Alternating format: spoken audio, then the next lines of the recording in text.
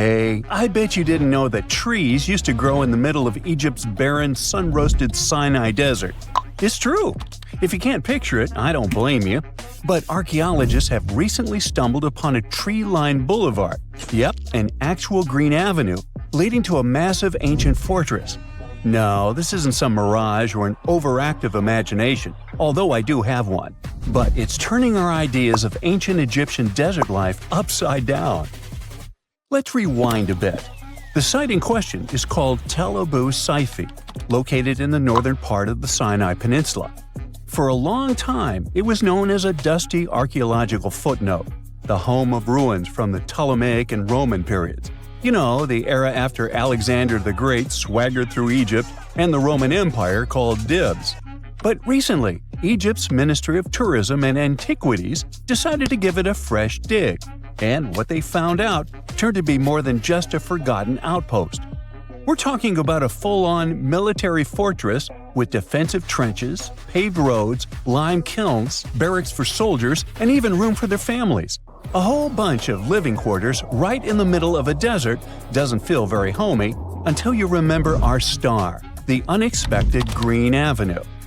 This road was over 300 feet long and 36 feet wide, as long as an American football field, paved with limestone slabs and lined with more than 500 clay planting pits. These weren't for show, they held actual trees, creating a shaded tree-line entrance straight to the fortress. Imagine walking through that, the sun blazing overhead, and suddenly, blessed shade. Ooh. Now, that's not just a grand entrance, that's an ancient red carpet, or maybe a green one. But this wasn't about curb appeal. The existence of hundreds of trees in a desert landscape over 2,000 years ago tells us something big. You see, the Ptolemaic Egyptians weren't simply good at building monuments. They were also masters of water management. In a place where rainfall is rarer than a selfie with a pharaoh, they somehow found a way to grow rows of trees. Now, let that sink in. To irrigate that many trees in a desert, they must have had a sophisticated irrigation or water transport system, something capable of moving and distributing water efficiently in this harsh climate. Maybe they channeled groundwater, or maybe they captured seasonal rain, or maybe ancient sprinkler systems. Okay, maybe not that fancy. But still, it's clear they were ahead of their time. Here's the thing, we already know the Egyptians mastered water control. They harnessed the Nile with ditches and canals to feed distant fields. So irrigation wasn't exactly a mystery to them. They had the skills and the knowledge. And sure, scientists still debate what the Sinai climate was like 2,000 years ago. But many believe it may have once been greener. After all, take one look at those dramatic mountains and rocky landscapes, shaped and sculpted as if by brute force of ancient rivers. And it's hard not to think that water once played a bigger role out there. Plus, archaeologists have found tons of evidence showing that Ptolemaic Egyptians cultivated fruits, vines, and trees on a large scale. In other words, growing a forest in a desert might feel wild to us, but to them, it was just another Tuesday. And now, this Green Avenue is making archaeologists wonder, what if similar irrigation systems were used elsewhere, say for transporting the enormous stones used to build the pyramids? There's already a theory that ancient rivers or human-made canals helped move those stones. And the Tel Abu Saifi discovery? Well, it might just be the missing puzzle piece. This isn't just a dream. Back then, rivers were like highways, power grids, and cargo trains of the ancient world, all rolled into one. Egyptians used them for everything – irrigating crops, trading goods, powering industry, and even mobilizing for war. If you were doing something important, odds are it involved a river. But wait, it gets even better. Excavations revealed deep defensive trenches, like ancient moats, dug more than 6 feet deep around the fortress. Those weren't just muddy ditches. They were part of an elaborate defense system designed to be filled or bridged to control access. Think of it as ancient Egypt's version of a retractable security gate, minus the hydraulics. And while the trenches were keeping intruders out, life inside the fortress was bustling. Remember how we said archaeologists had found military housing units? It turns out soldiers might have lived there with their families. So this wasn't just a barracks, it was a thriving community. with meals, routines, kids playing, and probably a whole lot of ancient gossip flying around the dinner table.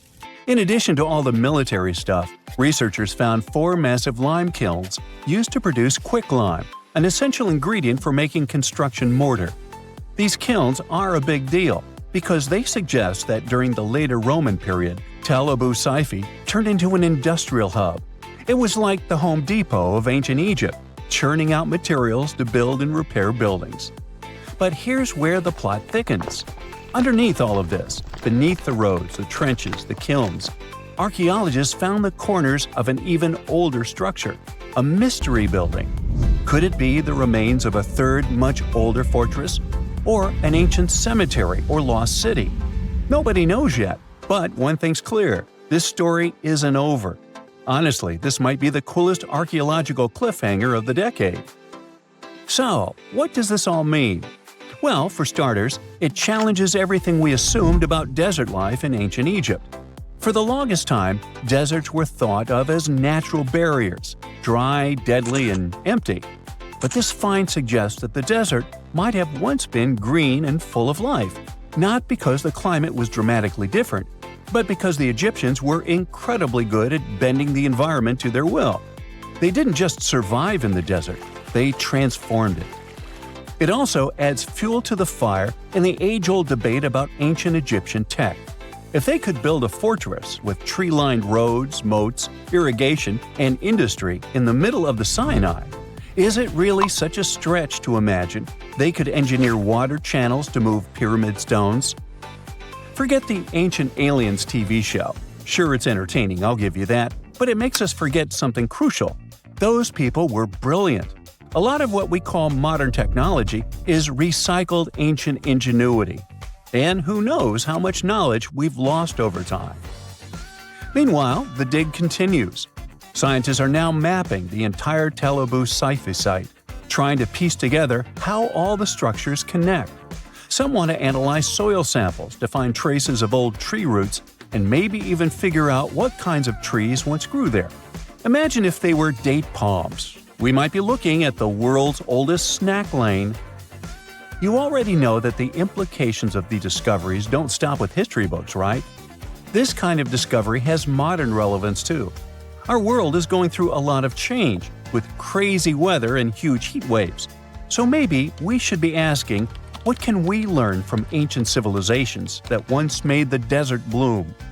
If nothing else, Tel Abu Saifi reminds us that the ancient Egyptians were more than just pharaohs, pyramids, and mummies. They were visionary planners, eco-architects, and straight-up problem solvers. They didn't wait for nature to hand them what they needed, they engineered it. And thanks to discoveries like this, we're getting a clearer picture of just how advanced and, frankly, how cool ancient Egyptian civilization really was. So next time someone tells you deserts are just empty wastelands, you can hit them with this fun fact. Over 2,000 years ago, in the heart of the Sinai Desert, there was a fortress with a tree-lined avenue, moats, military housing, an industrial center, and even a secret underground structure. Take that, sand dunes! Who knows what else is still buried out there, waiting to rewrite history? For over 3,000 years, no one knew this place even existed. And then, out of nowhere, archaeologists digging near Alexandria uncovered something absolutely shocking: a forgotten Egyptian city. This place is buried under Greek ruins, hiding secrets that could rewrite the history of pharaohs and their armies. And one of the artifacts, which looks like a simple wine jug, changed everything. We thought that we already placed all the important parts on the map of ancient Egypt: pyramids, Thebes, Luxor, Alexandria. But nope, the map just got an update. The new city was a big deal, and it's about 3,400 years old. It's just been discovered at the site called Kom El-Nugus. This place is located west of Alexandria and tucked between the Mediterranean and a saltwater lake called Lake Mariut. This discovery raised a few eyebrows. Scientists thought that this place used to be empty and that it was only settled by the Greeks in about 332 BCE. But it turns out that people lived in Kom El-Nugus way before that. When archaeologists were digging through Greek ruins, they started noticing something unexpected. Mud brick walls. Yep, you know, the pyramid type. That's the kind Egyptians built during the New Kingdom. These mud bricks were made from mud, clay, sand, and straw. These ingredients were mixed with water and dried in the sun, not baked. Egyptians used them for thousands of years to build houses, temples, palaces, and yes, the pyramids. Of course, other civilizations did use mud brick too, but Egyptian mud brick is kinda quirky. They used straw that grew in their regions, layout styles, and mortar. That's what helped the experts realize that Egyptians used to hang out in Kom El-Nugus. That alone raised eyebrows, and then they found more. An entire street layout, buried structures, and even a temple built by Ramses the Great himself. His name speaks for itself. This guy was one of the most famous pharaohs in all of Egyptian history. He ruled ancient Egypt for 60 years, fought huge battles, and just loved building tons of stuff like that temple. People loved him so much that later pharaohs literally pretended to be him or wrote his name on their buildings. That's when archaeologists realized that they weren't looking at some dusty mud bricks of a tiny village. That's an entire buried city. They immediately started digging more. Turns out the whole place wasn't random. It was built with great care. The streets had drains to stop rainwater from damaging the soft mud brick walls. There were also small tomb chapels with writings about soldiers. This suggests this place might have been the military base, and that changes a lot. In ancient Egypt, when the military showed up, there must have been a reason. So what was it? Protection? Conquest? Control of something important?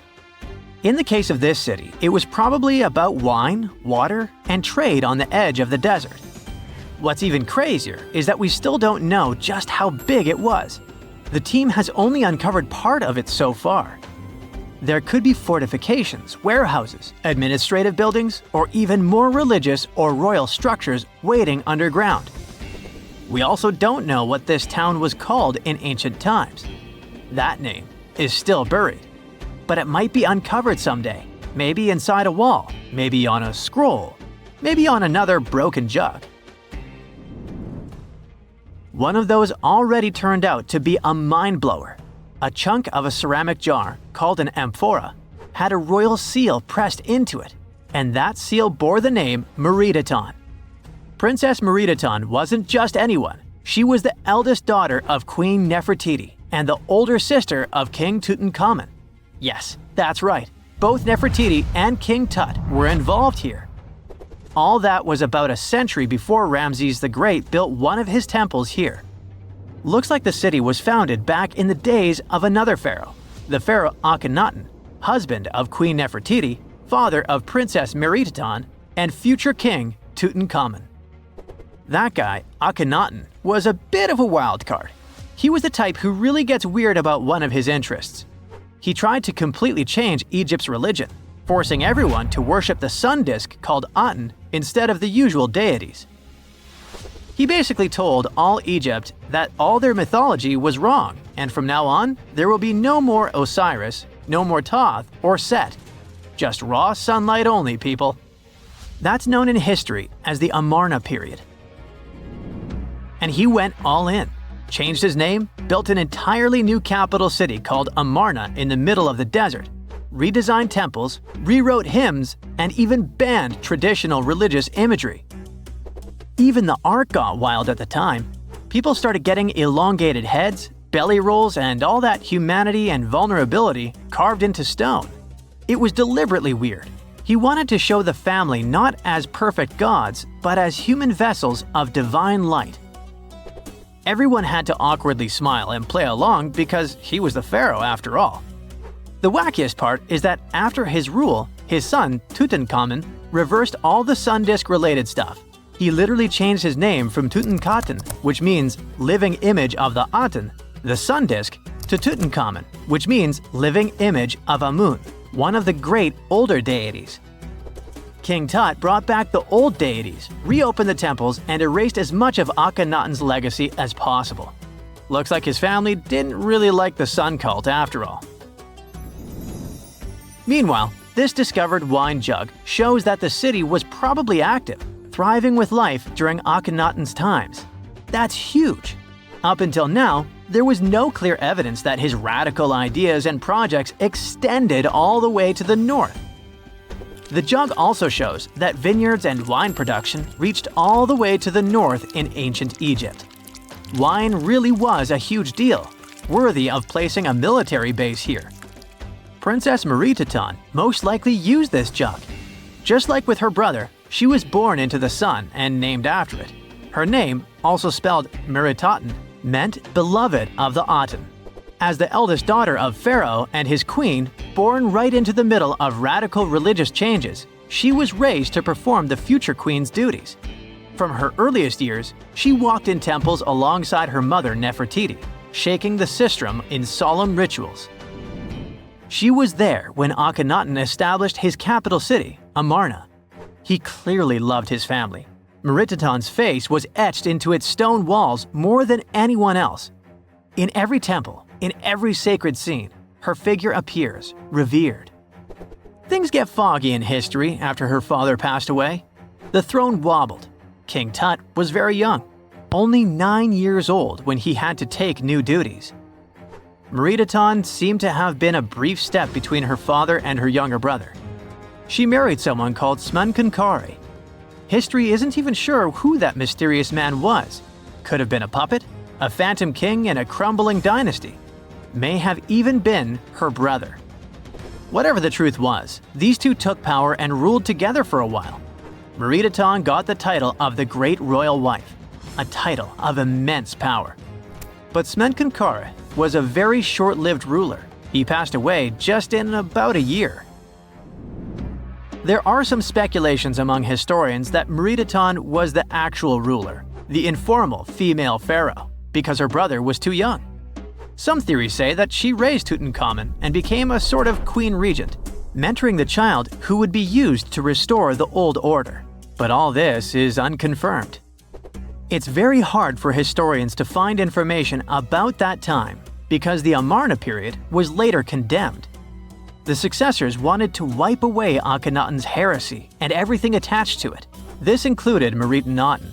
So even if she ruled, even if she mothered Tut, they tried to bury her in the sands of history.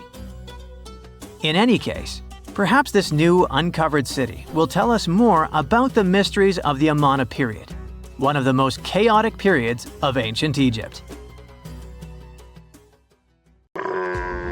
Not many civilizations are as mysterious as ancient Egypt, a powerful empire that lasted over 3,000 years. It gave us pyramids that still stand and myths that still inspire.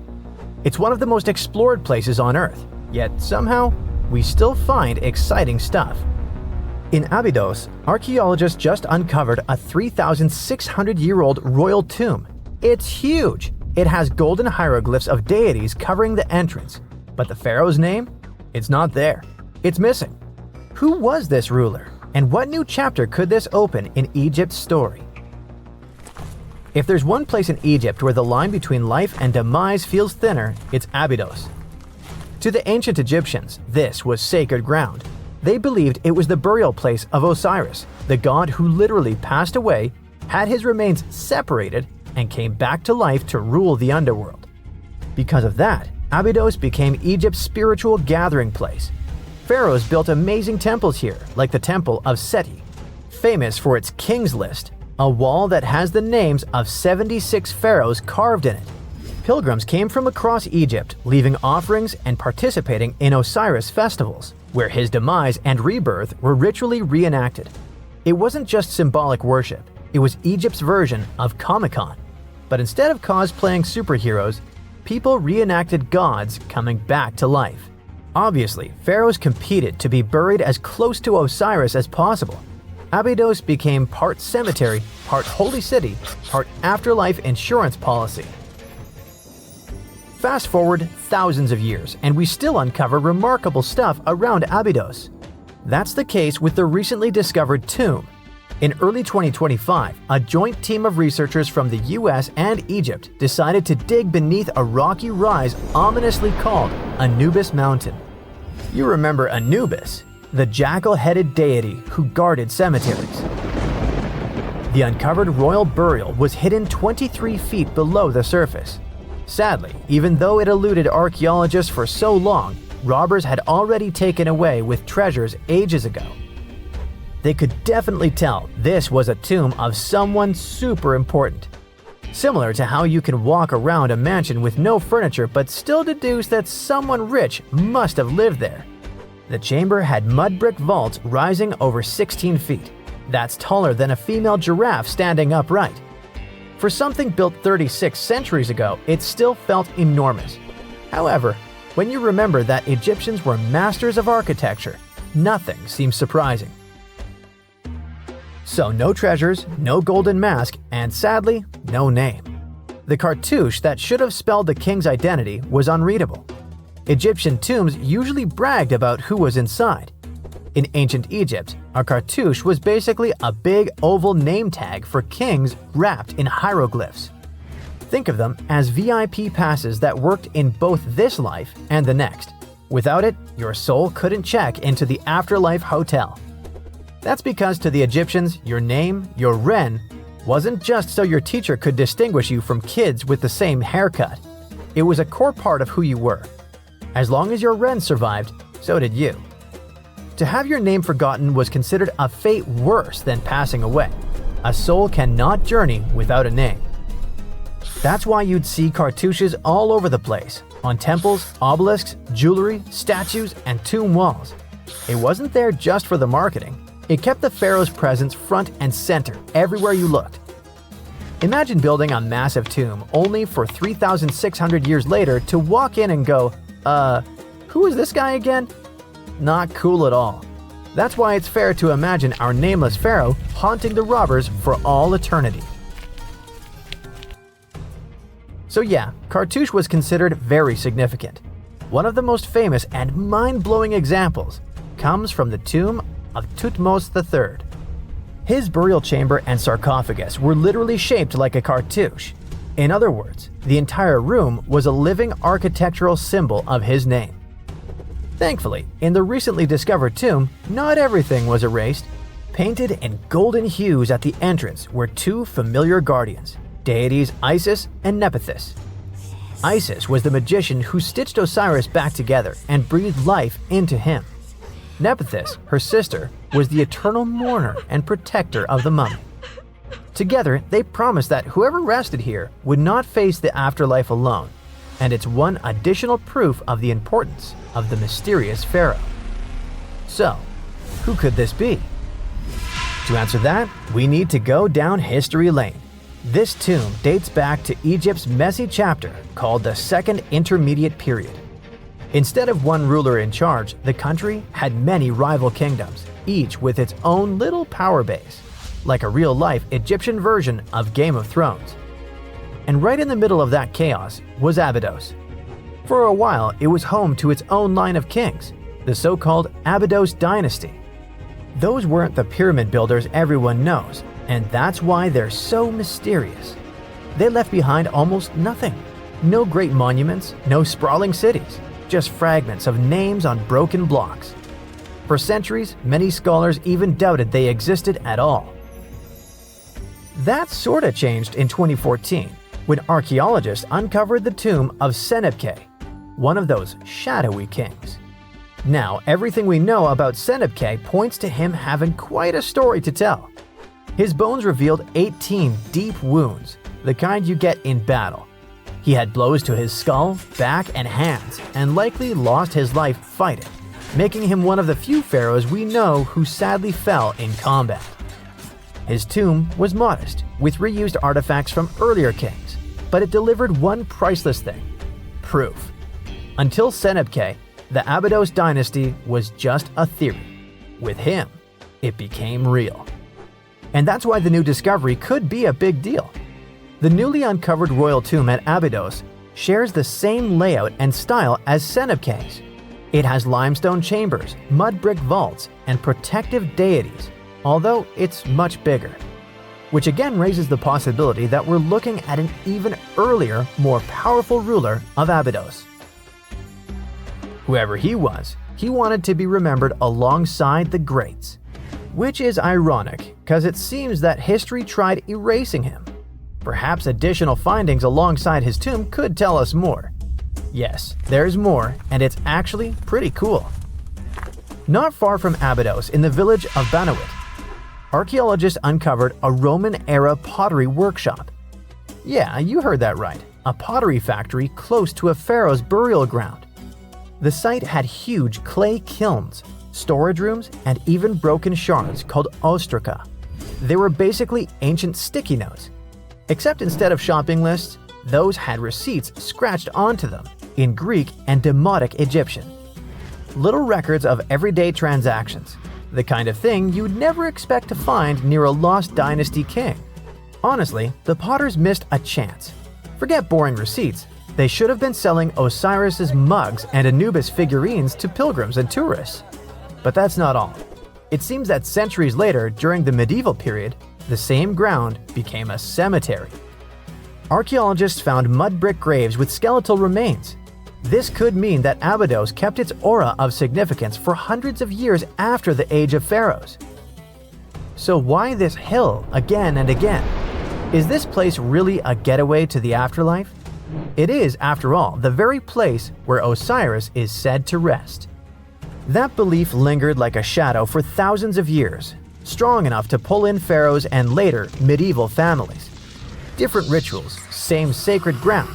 Although, to be fair, the Romans weren't here for Osiris. They came to make pots. The story of Abydos is not over. The excavations will continue, and who knows what else could be discovered in the future. Today, archaeologists are armed with tools that are basically X-ray glasses for the desert. Every scan could reveal a hidden chamber, or if we're lucky, finally give our nameless pharaoh his wren back to him. In fact, I became strangely invested in finding out who he was. So let's hope for some news soon. It's only a matter of time. Do you have your own theories? Let me know. In 1850, French scientist Auguste Mariette went to Egypt looking for manuscripts, but accidentally found a head of a sphinx sticking out of the dunes. He cleared the sand and figured out the sphinx was guiding the entrance to some underground construction. Several months later, he finally entered the Serapeum of Saqqara. Inside, he found an enormous granite sarcophagi with remnants of 64 bulls. Scientists are still amazed by the tech that the ancient Egyptians used to transport those enormous boxes. The Serapeum was built around the year 3000 before the Common Era. It was an underground tomb built to honor the sacred Apis bulls of ancient Egypt. It had a long hallway, almost 500 feet long, with giant stone rooms on both sides. Some of the sarcophagi weighed as much as 50 average cars, and all of them were made with super precision, with exact 90-degree angles. These sarcophagi were beautifully decorated with hieroglyphs and carvings that told stories about the lives and importance of the Apis bulls. Now, there are 24 sarcophagi left. In ancient Egypt, Apis bulls were very special animals connected to the deity Ptah. They thought the bulls carried Ptah's spirit and wisdom, helped the pharaoh, and protected the Egyptians. Priests looked for special markings on young bulls to find Apis bulls. It could be a white triangle on its forehead, which symbolized divine light, a shape on its back like a vulture's wing, and a scarab shape under its tongue, which stood for rebirth. If a bull had these signs, they believed it was chosen by Ptah and treated it like royalty. The chosen bulls lived in a special temple in Memphis, the city where they worshipped Ptah. They received the best care and offerings from visitors who wanted their blessings. When an Apis bull passed away, it was treated with great honor and mummified. When Mariette entered the Serapeum, he noticed traces of rollers on the gallery's floor and found 2 wooden horizontal winches. Each had 8 levers. Later, other explorers saw double rails. The burial chambers were lower than the hallway floor. To get the boxes into place, workers filled the chambers with sand so the sarcophagi could be rolled in straight. Then they slowly removed the sand to gently lower the boxes into perfectly cut spaces in the bedrock. A carved stone sign found in the Serapeum said it took 28 days to move just one sarcophagus. and its lid into its spot during the time of Ptolemy II. The extreme precision of the sarcophagi with 90-degree angles also has an explanation. Ancient Egyptians wrote texts, or rather, papyrus, on geometry a long time ago. It shows that they knew the approximate number pi and could calculate the volume of a pyramid with its top cut off. If they could figure out complicated math like that back then, it makes sense that they could also carve perfectly flat surfaces 500 years later. All this sounds pretty legit, but some people think certain things don't add up here.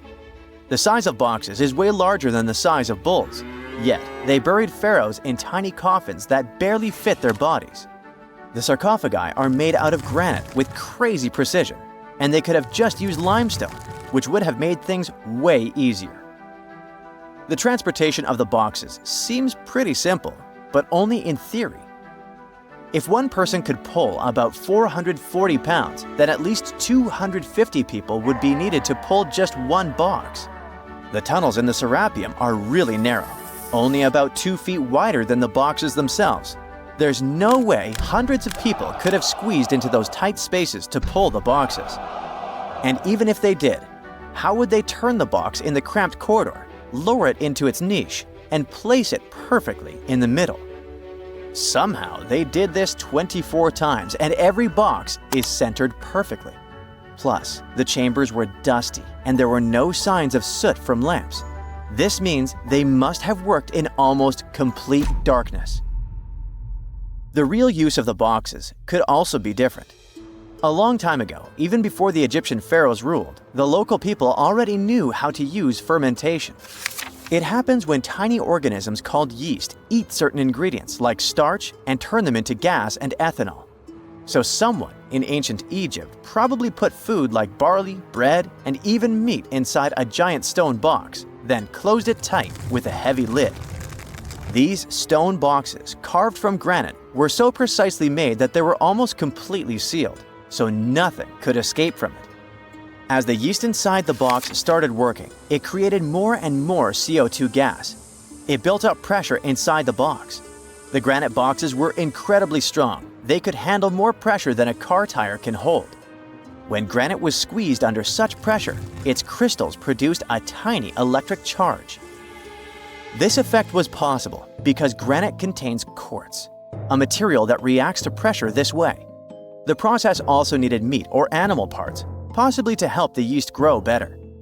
Meat contains something called oleic acid, which yeast needs to keep growing and to survive the bad effects of the ethanol it produces.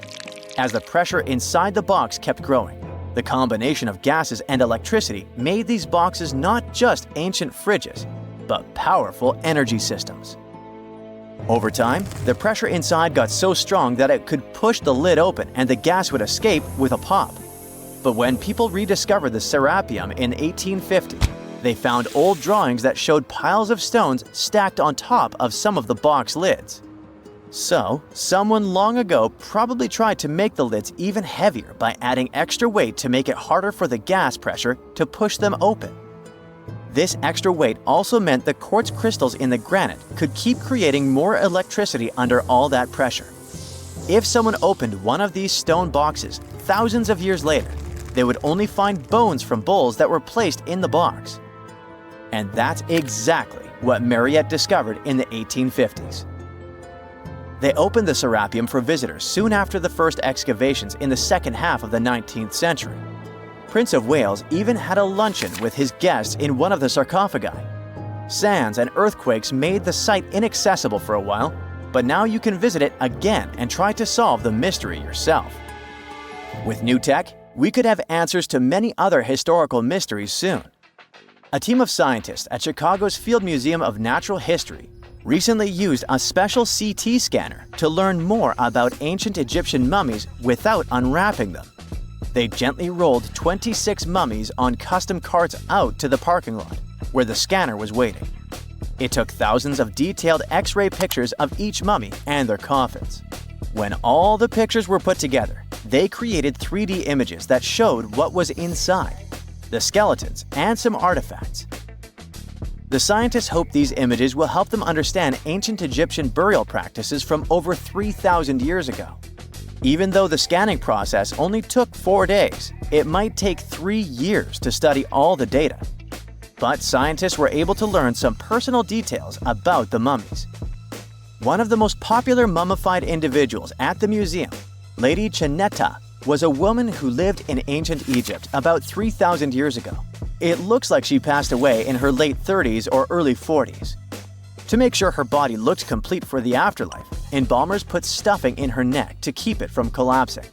They also placed artificial eyes in her sockets, so she would have eyes in the next world. She was wrapped in fancy linen and placed in a beautifully decorated coffin. The scans revealed that it had been carefully crafted with a slit at the back, which embalmers used to fit the body. There were also some artistic details on the surface, like markings for her knees. It looks like her burial was on the scale of a high-end luxury car. Secant, cosine, tangent, sine, 3.14159. Yeah, that was the cheer we heard coming from the trigonometry club back in the day. For the rest of us in math class, terms such as sine, tangent, and pi were just bewildering. Who invented these and why? Was their only purpose to make it harder for students? Well, not quite. Trigonometry was invented by the ancient Egyptians.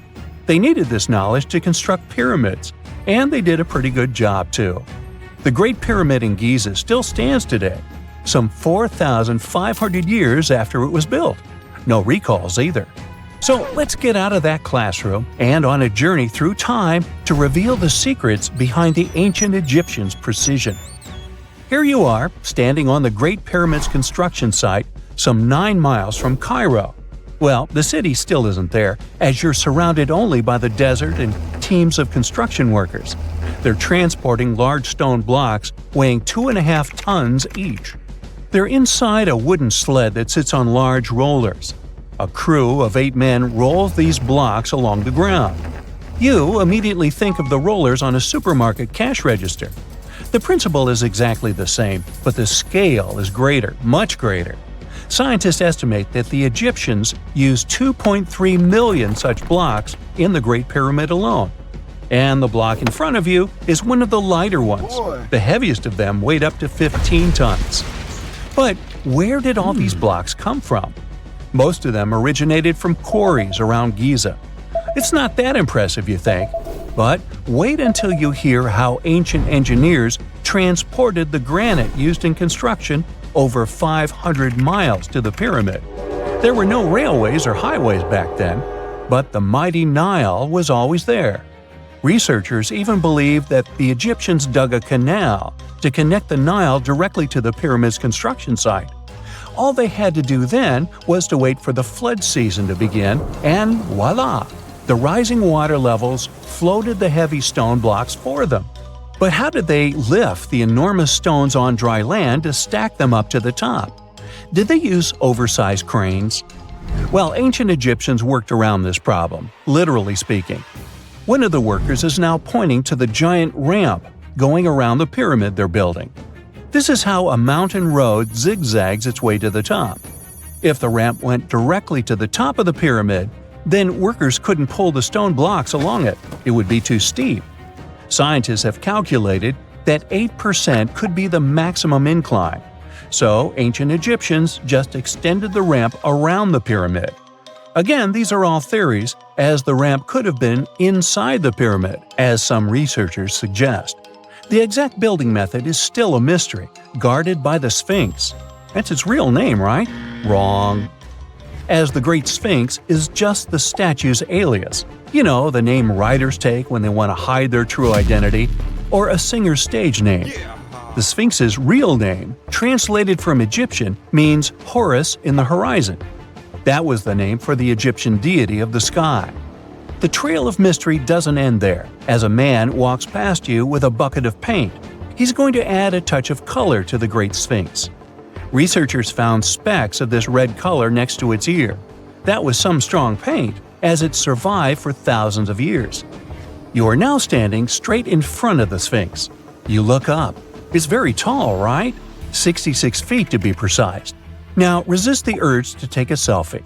You can do it! Now you notice something else. It looks like the Sphinx is in the center of a giant triangle in the back. That's one side of the Great Pyramid. And no, your eyes are not playing tricks on you. The Sphinx really does sit in the center of the pyramid's lateral face. Here's where math comes in handy. A pyramid has 4 sides, called lateral faces. There's also a 5th face, the base, but that's not visible. It's, wait for it, face down. The Sphinx has one last mystery to reveal: its age. Scientists agree that Pharaoh Khafre built the Sphinx. He ruled after his father, who had built a great pyramid nearby. So both structures were finished around the same time. Let's talk about numbers again. You've heard of Cleopatra, the Egyptian princess described as a woman of great beauty. Hello? She saw the pyramids, but she lived closer to the time of the first iPhone than the time of the people who built the pyramids. Fascinating, right? You can see thousands of people around you. They're working hard to build the pharaoh's tomb. But how many of them are there exactly? One Greek philosopher estimated there were as many as 100,000 workers. Seems like an okay number for such an enormous structure, but it can't be true. Science simply can't back up this number. Egyptologists put the total number of workers at 30,000. And yes, Indiana Jones was one of them, at least on the big screen, but he showed up late. Egyptologists know a lot about the pyramids, but not everything. Not because they don't want to, but because they haven't yet dug up enough evidence. They can only guess how the building process went. First, engineers would arrive to choose the right spot and do the necessary measurements. That's why they needed all that complicated math. Then, it's time for sourcing the material, the large stone blocks I mentioned earlier.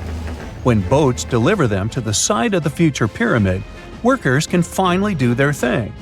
They operated in smaller groups, but there were at least 2,000 of them chiseling and carving away at any given time. Sounds like a typical construction site today? Well, that's because it is, just thousands of years ago. It's amazing what ancient Egyptians were able to achieve with just copper and stone tools. The pyramid is now complete in front of you. But is it the same pyramid we see today? Why is this structure shining bright in the desert sun? Isn't it supposed to be a dusty yellow color? Well, no. Human activity and the elements have completely stripped the outer layer of stones over time. Expert craftspeople polished these blocks using nothing but stone and sand. The end result was a smooth and shiny rock. On the day it was completed, the Great Pyramid of Giza was a perfect triangle of light. Its polished sides acted like giant mirrors, reflecting the powerful Egyptian sun. This is the point where you should put your glasses on, and that shiny thing you see at the pyramid's very top is actually gold. The capstone at the top of the pyramid is called a pyramidion. It was covered in sheets of gold. As you can guess, these were the first stones to disappear. Let's make another stop before we get you back to your classroom. We travel to the British Isles, and no, Stonehenge isn't our destination. It is Newgrange in County Meath.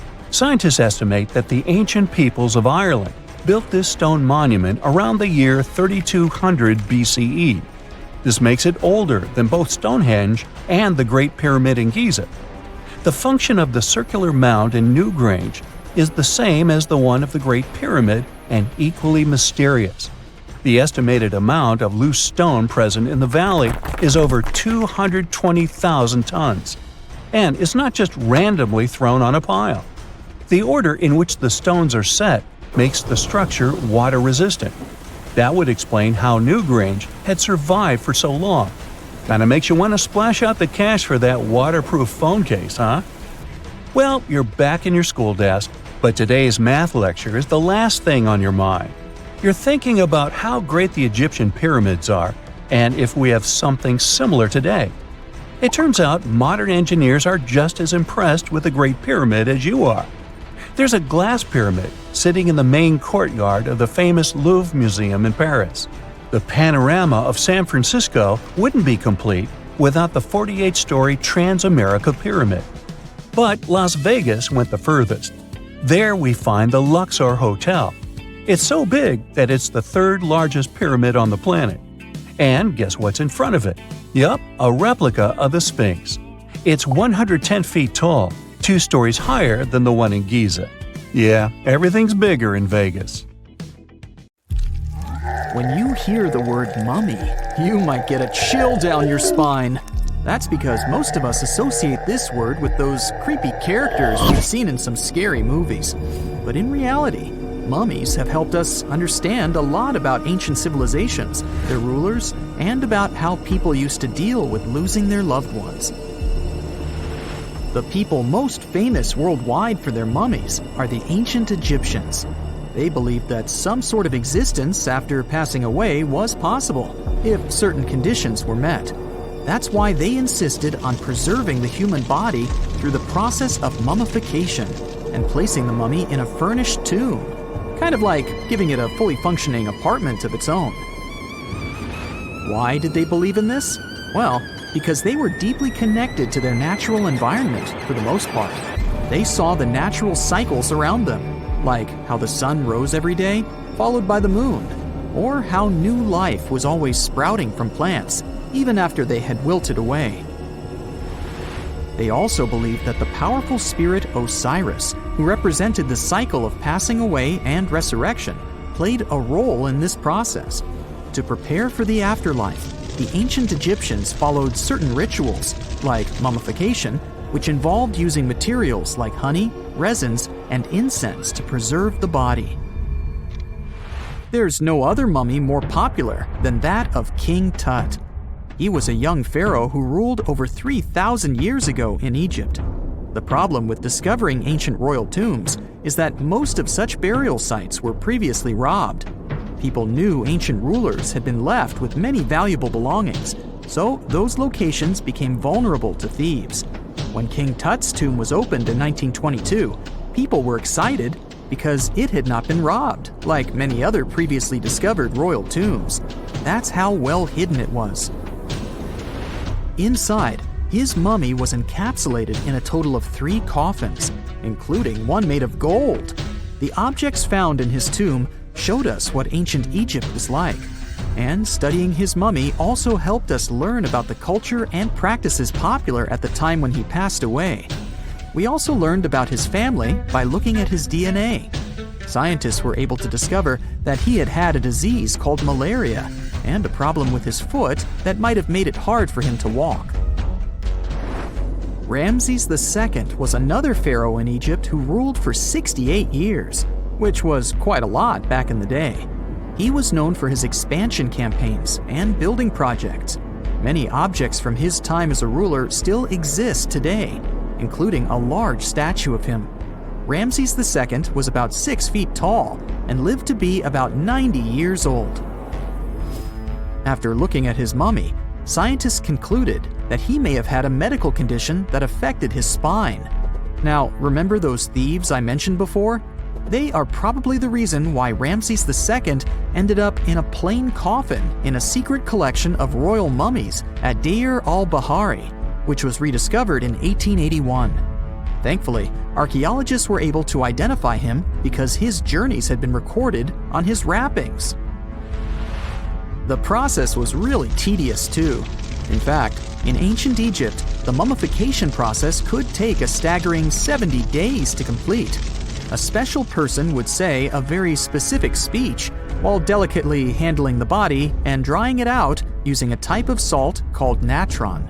They also used linen and resin to make the body look more lifelike and to wrap it in cloth. The tomb was equally as important for ancient Egyptians. The walls of King Tut's tomb, for example, were adorned with intricate artwork that depicted his journey to the afterlife, from his burial procession to his passage through the underworld. The ancient Egyptians believed that everyone made this journey after passing away, and they filled their tombs with items and paintings to help the person in their spiritual travels. Additionally, the walls of the tomb were decorated with spells from a special book, which contained a collection of poems that the Egyptians believed would help people reach the afterlife. And speaking of how important this journey was, people also placed food in these ancient tombs. In King Tut's tomb, archaeologists discovered 36 jars of vintage beverages and 8 baskets of fruit, which were believed to be left there to help him in his journey to the afterlife. The Egyptians believed that traveling to the afterlife took a really long time, so they left a lot of supplies, such as food and water, to sustain their loved ones. Pharaohs also generally had numerous luxurious garments and beautiful jewelry in their tombs to ensure that they would have a fashionable journey. These items included various types of linen clothing, such as tunics, scarves, gloves, and headdresses, as well as a lot of gold jewelry with precious stones, like bracelets, buckles, pendants, necklaces, rings, and even precious depictions of insects for protection. Some were also deposited with fans made from ivory and ostrich feathers to keep them cool in the afterlife. Some ancient rulers were even placed in their forever apartments along with boats. For example, Pharaoh Khufu built the Great Pyramid at Giza as his tomb, and a large ship was found inside. King Tut, however, was buried with multiple boat paddles, but no actual boat. Instead, he had 3 chariots and numerous walking sticks made of precious materials, perhaps indicating he'd rather travel to the beyond by land, not by water. Amongst the most interesting objects found near ancient mummies are bottles of oils and perfumes. If rulers were supposed to be fashionable, why not smell nice too, right? Also, some of them had some ancient kinds of board games, most of them made out of precious materials like gold or ivory. One of those games was called Senet. It was very popular amongst the ancient Egyptians and very similar to modern-day chess. The ancient Egyptians may have the most famous mummies out there, but they weren't the first to invent the procedure. In fact, it all started in South America with an ancient civilization named the Chinchorro. As far as we know today, these people were the first to mummify their loved ones that had passed away. They did it somewhere around 2,000 years before the Egyptians started their own rituals. Sure, we can tell a lot about ancient rulers by studying these mummies, but until recently, we had no idea what they really looked like during their lifetime. Not so long ago, though, some very special mummy paintings were found by archaeologists studying ancient Egyptian objects. These mummy portraits are highly detailed paintings of individuals that were made while they were still alive. Such paintings were often painted on wood, as opposed to the classical portraits we all know about, which are painted on canvas.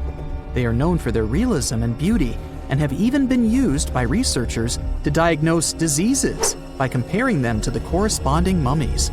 Some of these portraits also include depictions of jewelry, which was later found on the mummies. The recent discovery of these mummy portraits in Central Egypt is significant, as it marks the first time in over a century that such paintings have been found. Mummies appeared all around the world naturally, too. Mummification can occur without people intervening because of natural conditions, like extremely cold or hot environments, places with a lack of oxygen, or accidental exposure to chemicals that preserve the body.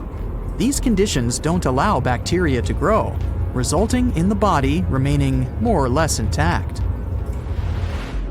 Famous Otzi was one of these mummies. We know today he was a man who lived around 5,000 years ago in Europe. But upon his discovery in the Alps in 1991, Austrian authorities initially believed that he was a modern mountaineer because of how well preserved the body was. However, after the Iceman was removed from the glacier, it was determined that he was actually from the Copper Age. Deep inside the heart of the Amazon rainforest lies a cave so massive, it defies logic. Stretching for 2,000 feet, this tunnel is so big a human could easily walk around inside of it. Its walls are etched with deep, mysterious claw marks. But this is just one of many. If you travel to the south of Brazil, you'll stumble upon over 1,500 similar caves, ranging from modest tiny burrows to massive passageways. These are not your average spooky, bat-filled caverns. They're what researchers call paleo burrows, also known as ancient underground structures dug by creatures so colossal they make modern elephants look small. Whatever creature dug those tunnels displaced 800 elephants worth of dirt. I know, it still looks like a normal cave, but experts noticed this one was special because the walls were too neat and rounded, and the floor was too smooth. Besides, no water or erosion leaves such signs of serious digging power. These Brazilian caves are the largest geological records of animal activity on the planet. It's like stumbling into a prehistoric house made by creatures the size of cars. To unlock this mystery, researchers analyzed the scratch marks on the walls and realized they had probably been made by giant ground sloths, a species called valgipes, which could weigh nearly 9,000 pounds and eat your average annual menu in about 3 days. Despite being huge, these animals were not earthbenders. They had to work in groups if they wanted to dig such long tunnels. This is why scientists believe many sloths shared the same tunnel and dug it together. Even some giant armadillos may have helped with the digging. After all, they were ridiculously skilled excavators and lived there too. Okay, but why would a giant sloth or armadillo need a 2,000-foot-long underground lair? Great question. And the truth is, scientists aren't totally sure. It doesn't make sense for them to dig tunnels this massive just to escape predators, especially since the tunnels were big enough for a saber-toothed tiger to crawl in, for example. So, unless they installed prehistoric security systems, this theory has holes. Haha, pun intended. The best bet is probably climate. Back then, everything was drier and colder, and some species of giant sloths were living their best lives back when Earth was transitioning between cold and warmer periods. Their big bodies usually protected these animals from temperature changes, but drastic fluctuations probably made them hide in order to survive. Besides, just like modern sloths, giant sloths probably had a hard time maintaining their body temperature, and going underground for a while is a great way to protect your babies and save some energy. After all, the bigger you are, the more energy you spend. Some scientists believe these tunnels might have had rotating tenants. One sloth moves in, digs a bit, leaves some scratch marks, moves out. And sometime later, another one crashes there and adds its own decor touches. A hostel for ancient megafauna. All evidence points to a more timeshare situation than a prehistoric private property. After all, these creatures weren't exactly social butterflies. Most sloths and armadillos usually keep things strictly one-on-one, just mom and baby. Yeah, dad sloth stuck around only for the good part. But you probably noticed one tiny detail here. These guys are not around anymore. They went extinct 11,000 years ago, right around the time humans started to get popular on Earth, when another ice age was ending. In fact, 80% of all mammals that were heavier than 2 pounds disappeared then. The first culprit is, of course, the usual suspect: humans. Around 10,000 years ago, a wave of skilled hunters using distinctive tools like spear points spread across North America. The theory goes that American animals weren't used to this new predator, making them easy targets. Once the big plant eaters started vanishing, the big meat eaters followed. They didn't have enough food to survive, and it wasn't just excessive hunting that caused some damage. Early humans may have also harmed ecosystems in ways that made survival harder for large species. But wait, there's another suspect: climate change. Around the same time, Earth's climate got a major shakeup. The climate was going from super cold to only slightly cold. Just so you know, Earth's temperature was about 46 degrees Fahrenheit, making seasons change and plants perish. And if plants are no longer around, big animals that eat them, like our friends giant sloths, have less nutrition, making them even more vulnerable. Many scientists now think that both human impact and climate change played a role, just in different ways depending on the region. In some places, humans may have tipped the balance. In others, nature itself did the job. Either way, it was a perfect storm that ended the age of giants. Turns out, being huge isn't always a plus. Giant animals tend to live longer and reproduce slowly, which makes them sitting ducks when disaster strikes. Besides, it takes a long time for these guys to bounce back. After dinos disappeared, for example, it took 15 million years for new mega mammals to stomp onto the scene. The last major extinction happened around 12,000 years ago. Not really enough time for brand new massive beasts to evolve. Today's biggest ground animals, like elephants, rhinos, and bison, aren't newcomers. They're actually the tough survivors of that ancient chaos. And, well, at least we still live alongside the blue whale, the biggest mammal ever. But why did some prehistoric animals get so gigantic in the first place? Well, being big has some perks, in spite of all the extinction thing. It keeps you safe from predators and helps you win the fight for food. If plant eaters bulked up, predators had to level up too, just to keep up. And the environment plays a big role. You see, cold-blooded animals might grow bigger in hot places to stay cool, and warm-blooded giants thrive in cold places to stay warm. One paleontologist even suggested that some dino-sized vegetarians needed those massive bellies just to digest the tough, woody plants of their time, as if they had a salad bar inside their bodies. There's also the thing with oxygen. Back then, Earth's atmosphere had way more of it.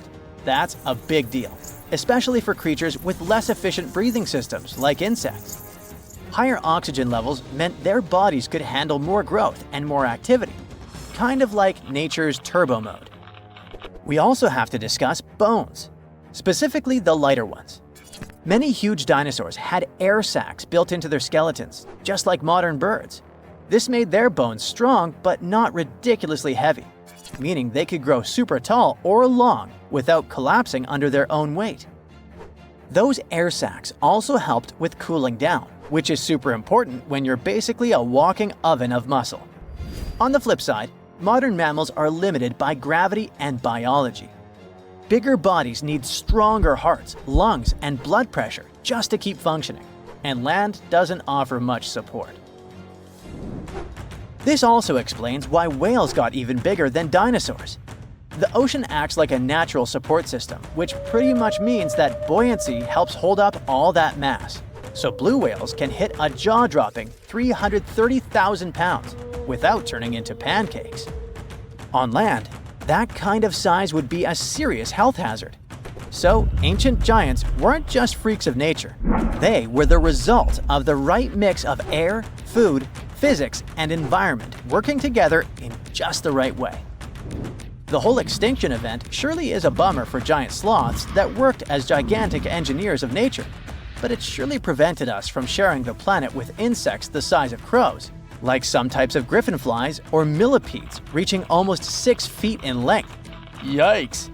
Now, if you'll excuse me, I'm going to appreciate modern sloths. Slow, small, and thankfully incapable of terraforming the landscape and giving me insect-related panic attacks. Footsteps pounded behind him. Heart racing, he lunged toward the towering statue, fingers fumbling with the hidden crevice. No time. He shoved it inside just as shouts closed in. A deep breath, loud heartbeat. Then he ran, vanishing into the dark, leaving his secret buried in stone, waiting to be found. Throughout history, statues haven't just been silent guardians of the past. They've been hiding places for secrets, some deliberately sealed away, others stumbled upon by pure chance. See the most mysterious of them.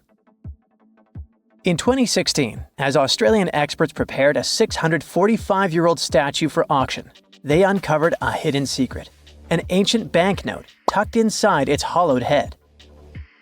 Issued in 1371 under Emperor Zhu Yunzang, the note was worth 1,000 copper coins, or 28 grams of silver. More strikingly, it carried a grim warning. Despite passing through multiple owners, the hidden bill remained undiscovered for centuries. A rare relic from an era when paper money was still a novelty, the note was soon listed for auction, its journey through time continuing into the modern world. Statues became more than just symbols. They were guardians, keepers of history, and sometimes even life-saving tools. In 2017, restoration experts working on an 18th century statue in Spain made a remarkable discovery. Hidden within the statue's hollow interior were 2 letters written in 1777, providing insights into daily life, local customs, and the economy of the time. Similarly, in 2023, during renovations at the United States Military Academy in West Point, a box was discovered inside the marble base of a statue depicting the hero Tadeusz Kościuszko. Placed there nearly 200 years ago, this time capsule offers a tangible connection to the institution's storied past. The mystery surrounding statues and their potential to hide secrets extends to some of the world's most iconic monuments. Few places are as shrouded in mystery as the Great Sphinx of Giza. For centuries, archaeologists, historians, and explorers have speculated about what might lie hidden beneath its massive limestone figure. Some people thought the Sphinx concealed the legendary Hall of Records, a supposed library containing ancient knowledge, possibly even lost wisdom from Atlantis. In recent years, advancements in ground-penetrating radar technology have revealed voids beneath the Sphinx, leading many to believe that the statue may hide undiscovered chambers or passageways, some possibly linked to royal tombs or hidden structures. The potential of hidden chambers beneath the Sphinx has captivated imaginations for generations. But what is perhaps even more intriguing is the recent work done by researchers from New York University, who studied the environmental forces that shaped the Sphinx. After recreating ancient wind patterns, the researchers concluded that the Sphinx may have originally been shaped by natural erosion before humans further refined its form. Such revelations open up new avenues for understanding the monument's purpose, as well as the cultural and spiritual significance it held back then. The ancient Egyptians revered Sobek, the crocodile-headed god of power and the Nile, and often mummified crocodiles to honor him. These creatures were placed in temples or tombs as offerings to the gods or to ensure their safe passage to the afterlife. Recently, a group of researchers dove into an interesting study about a crocodile that received the mummification treatment from Egyptian embalmers. They used a CT scanner to uncover all sorts of fascinating details about how this crocodile met its maker and what happened to its body afterward. For the ancient Egyptians, animals weren't just pets, they were major players in their rituals, acting as a bridge between humans and the deities. Hawks, for example, were associated with Horus, the sun deity, since their flight brought them closer to the sun.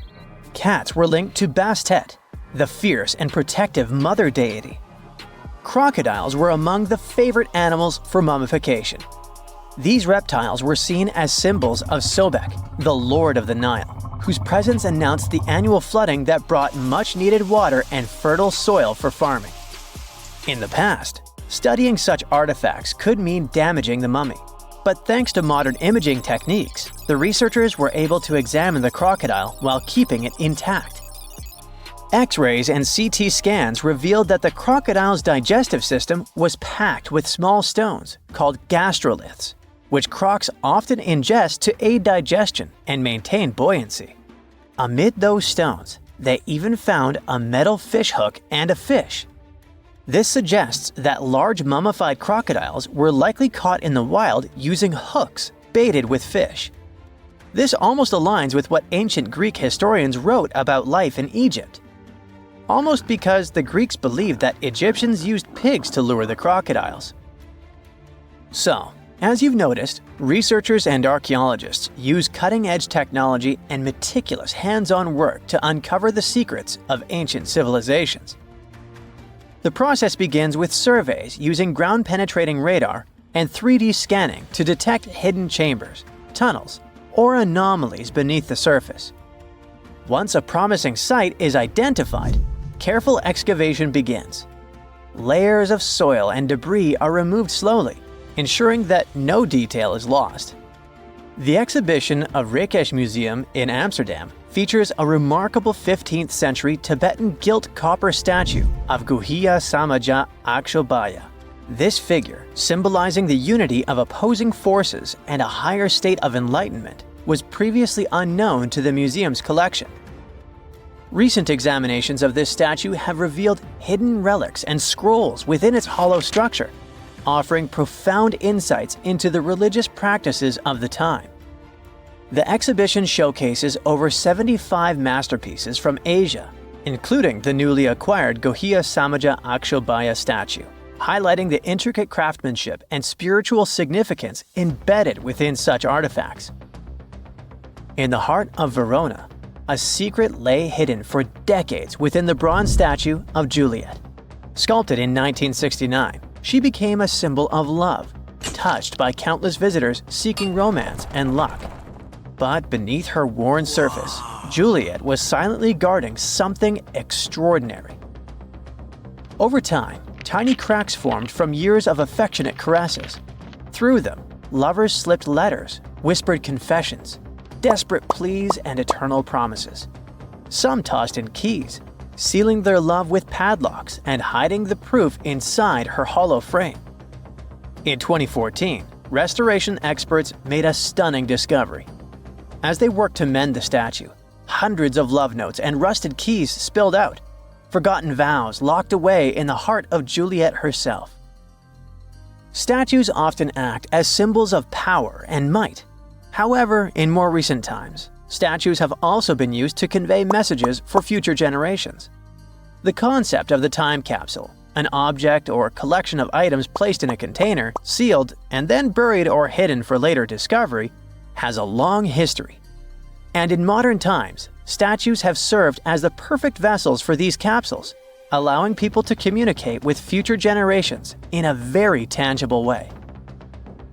In 2014, as old workers carefully removed the golden lion atop Boston's Old State House for restoration, they made a startling discovery. Something rattled inside its hollow head. A Boston Globe article from 1901 had once mentioned a hidden time capsule, but over the years it had faded into legend. Then, a sculptor's descendant unearthed a long-forgotten letter confirming the truth. Inside the lion's head lay newspapers, photographs, autographs, and letters from Boston's past. Messages sealed away for over a century. As the capsule was opened, it felt like history itself was holding its breath. The officials planned to continue the tradition, adding modern artifacts before sealing the lion's secret once more, until the 22nd century unveils it again. We don't know if they carry on with it, though. Advancements in imaging technology have allowed researchers to uncover hidden details within famous sculptures without damaging them. In 2014, restoration experts in Mexico made a shocking discovery while examining a 300-year-old wooden statue. Real human teeth were hidden beneath its serene face. The revelation came not by sight, but by technology. When preservationists took an X-ray of the statue, expecting to find structural details, they instead saw a perfect set of teeth embedded in the mouth, unlike other historic statues from the region, which sometimes contained real hair people donated to the statues. This discovery was completely unexpected. Now, this bad boy was the size of a husky and could maybe pass for one, except it didn't have any fur and was a top predator with extra long, blade-like canine teeth. Ooh, charming. Meet the earliest known saber-toothed animal to have ever lived. It roamed the earth well before the dinosaurs. Scientists made the description of this creature based on its fossils found on the Spanish island of Majorca in the Mediterranean Sea. About 200 million years ago, none of us were around then, the very first true mammals appeared, and they lived right alongside the dinosaurs. But if we trace the family tree of mammals even further back, we'll find an ancient group called Therapsids. They didn't look like mammals we have today, but they had some key features that would eventually help define mammals. For example, Therapsids had special openings on the sides of their skulls for jaw muscles, and parts of their jaw bones would later evolve into the tiny middle ear bones that all mammals, including you, have today. So, the new discovery is what might be the oldest known Therapsid fossil. The fossil, which doesn't have an official species name yet, belongs to a group called Gorgonopsians. Those guys are more closely related to mammals than they are to any other living animals. Some of them were as small as cats, and others were as massive as polar bears. Gorgonopsians had some very mammal-like traits, like different types of teeth for different jobs. But unlike mammals, these ancient predators kept replacing their teeth, even their giant saber-like canines, over and over during their lives. Hey, that would be handy. Until now, the oldest Gorgonopsian fossils we knew about were around 265 million years old. But this new fossil is even older, dating back between 270 and 280 million years. The find was super detailed and complete, including its sharp knife-like fangs, part of its jaw, pieces of its spine, ribs, tailbones, and toe bones, plus most of one of its back legs.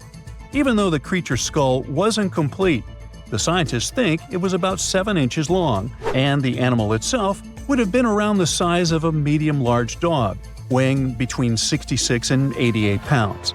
But other than that, it didn't really look much like a dog. Even though it had some lizard-like features, calling it a lizard dog is totally wrong.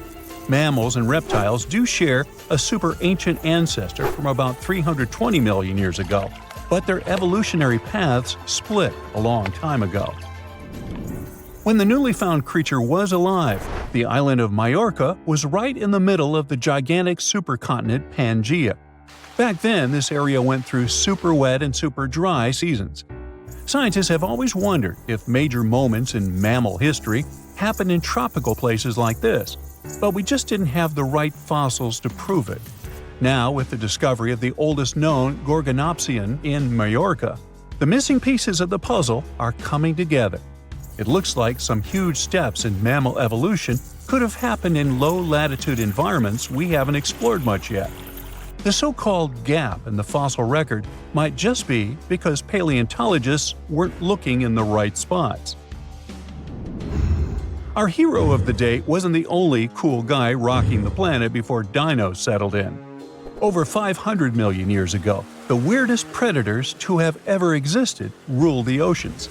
The name is a bit tricky to pronounce, so I'm not going to. Okay, it's Anomalocaris, but it just literally means unusual shrimp. This creature looked nothing like anything alive today. Scientists think it was the first true apex predator, the orca of its time. Anomalocaris was massive for its era, as it grew up to 3 feet from its sharp grabbing arms to the tips of its tail fins. For a while, everyone thought trilobites were its go-to meal, but new research shows it wasn't strong enough to crack open trilobite armor. So instead, it was a speedy, agile hunter with awesome vision, and it often picked off soft-body animals that zipped through the open water. Now, another really cool creature from pre-dino times is a fish that could walk on land. Tiktaalik lived in marshy rivers that looked a lot like today's Amazon rainforest. It could grow up to 9 feet long, and it found its prey in rivers and inlets like a modern-day freshwater crocodile. It had a flexible neck and even some early versions of lungs, and thanks to them, it could survive both in water and out of it. Why fish like Tiktaalik started moving toward land about 395 million years ago is still a bit of a mystery. Around that time, the ancient supercontinent called Gondwana was drifting closer to the land that would become North America. This slow movement created lots of shallow, swampy habitats, which were perfect places for crocodile-like animals to thrive. Plus, these areas were near the equator, so they were warm and tropical. But there wasn't a lot of food waiting for them on land, so maybe they moved there for safety reasons. There were fewer predators and better spots to lay eggs there compared to the water. Creatures first adapted to living in open water, then shallow water, then marshes and river edges, and only after a long, slow transition did they finally step fully onto land. Now, how about a millipede the size of a small car and weighing as much as a large dog? This beauty lived over 300 million years ago in what is now England. Back then, during the Carboniferous period, Earth's atmosphere had way more oxygen, over 26%, compared to today's 21%. Scientists used to think the high oxygen levels were the only reason these creatures could get so big. But back then, they found a new fossil from a time when oxygen wasn't that much higher than today. They discovered it purely by accident, when a boulder split just right and revealed one of the most complete and largest giant millipede specimens ever. This one could have lived not just in swampy areas, but also in open woodlands filled with tasty seeds, nuts, and maybe even small animals. There's a chance that this beast wasn't a slow, plant-munching crawler, but a predator that would snap up whatever it could find. After dominating the Earth for about 45 million years, the giant millipedes eventually vanished. Probably the reptiles pushed them out, clearing the way for the age of the dinosaurs. Now, in case you ever wondered what would happen if you crossed a polar bear with a saber-toothed cat, here's the answer. This guy ruled the southern ecosystems after migrating 7,000 miles across the supercontinent Pangaea around 252 million years ago. It had a tough skin like a rhino's and massive canines, perfect for tearing away huge chunks of meat, and it was an excellent runner. Once it got to its new home in what is now South Africa, it replaced a whole group of local predators. But its glory didn't last long, as closer to the end of the Permian period, massive volcanic eruptions made the weather patterns change and wiped out about 90% of all species. And because top predators are usually big, slow to grow, and not super common, they often vanish among the first when massive extinction events hit. And that's how our guy here went extinct. Our final creature of the day was a dragonfly that lived around 300 million years ago and had a wingspan of over 2 feet, 6 long, spiny legs, and huge, bulging eyes. Meganjura. This 4-winged giant is most likely the largest flying insect that ever lived, and it easily outsizes today's dragonflies, which are its distant relatives. Like modern dragonflies, Meganjura like to hang out in open areas near ponds and slow-moving streams. But unlike today's dragonflies, it wasn't just catching tiny bugs. This guy was likely the top predator in these open spaces. It used the spines on its legs like a flying trap to snatch prey out of the air, including other flying insects, small amphibians, and even lizard-like creatures. Scientists found the first fossils of Meganjura in 1880 in the coal-rich rocks in France. The fossils were incredibly well preserved and showed off the detailed vein patterns in their wings. Scientists think Meganjura grew so huge because it didn't have much competition from vertebrates, and the air back then, during the Carboniferous period, had a lot more oxygen than it does today. Whenever you hear about ancient ruins, you almost never picture them being suspended somewhere, or just randomly hanging on the branch of a tree, right? In fact, for most of the ancient artifacts we have exposed in museums all over the world, archaeologists did quite an impressive amount of digging. You see, buildings have this funny way of fading away over time if not properly taken care of. Sometimes we need to reuse some building materials, so an older construction may be sacrificed in the process. Other times houses are abandoned, and once they are exposed to the elements on the surface, like rain or sunlight, they don't really stand a chance. Some just simply crumble away due to good old erosion. So the only way a piece of architecture can survive the test of time is if it's somehow gotten buried deep down. Now, how did they end up buried in the first place? Well, it's quite the comedy of errors. Ancient cities had a habit of gradually raising their ground level like a kid adding toppings to their ice cream sundae. You see, these settlements were always busy collecting food and building materials to keep up with their ever-growing population.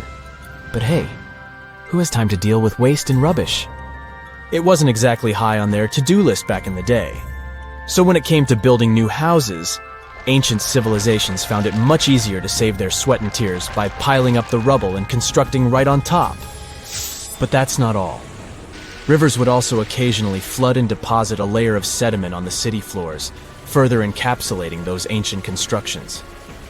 And in those dry regions like the desert, where the wind likes to show off its sand and dust dance moves, you can bet it was a constant struggle to keep the establishments clean. One hilarious example is the Sphinx, which had its head buried in sand until a group of archaeologists unearthed it in 1817. Some ancient towns eventually got covered up because they were completely abandoned. With less human activity to control their expansion, Plant seeds couldn't resist the opportunity and sprouted all over the place. They gobbled up carbon dioxide from the air and grew, adding more and more bulk to the ground.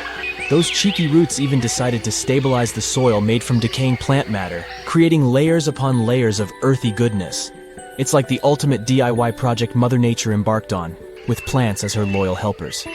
The act of digging into the secrets of ancient civilizations is not just about unearthing a lost world. It's also an epic quest to reveal the hidden treasures beneath layers of history. But how do archaeologists know where to dig in the first place? If everything is covered in layers upon layers of sediments, debris, and plant roots, they must have some sort of system they rely on before embarking on a new project, right? For starters, they're not always the ones suggesting an archaeological dig in a certain location. Let me explain. Let's say you're a contractor and you want to build a new fancy apartment complex in your city. Some local legislations have certain requirements before your project can start, though. For instance, before anyone starts building on a piece of land, they might need to bring in specialists to check the soil. These clever folks can be archaeologists, geologists, or paleontologists, and they need to keep an eye on things during development. If any artifacts or ecofacts, fancy word for organic remnants, are discovered, these experts swoop in to excavate and study them. But what about sites that have nothing to do with bulldozers and yellow hats? Archaeologists have more than one trick up their sleeves when it comes to locating ancient hotspots. They dive deep into historic records with a healthy dose of detective work.